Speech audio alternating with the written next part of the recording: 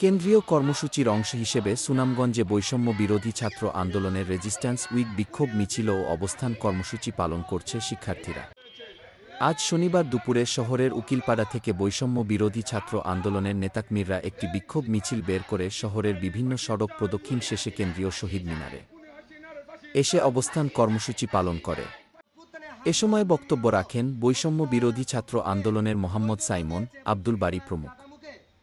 এ সময় ৪ দফা দাবিতে অবস্থান নিয়ে বৈষম্য বিরোধী ছাত্র আন্দোলনের শিক্ষার্থীরা জানায়, ফ্যাসিবাদী কাঠামো ব্যবহার করে চালানো গণহত্যার জন্য শেখ হাসিনা ও তার দলের নেতাদের দ্রুত দেশে এনে ন্যায় বিচার নিশ্চিত করতে একটি বিশেষ ট্রাইব্যুনাল গঠন করার আহ্বান জানান।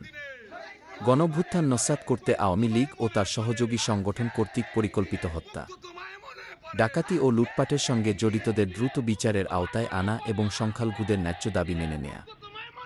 প্রশাসন ও বিচার বিভাগে যারা ছাত্র ও গণমানুষের বিরুদ্ধে হামলা ও মামলাকে বৈধতা দিয়েছে এবং যারা বারবার ফ্যাসিবাদী শাসন প্রতিষ্ঠার চেষ্টা করেছে তাদের অবিলম্বে অপসারণ ও বিচার করা সহ ৪ দফা দাবি বাস্তবায়নে তারা অবস্থান কর্মসূচি পালন করেছে।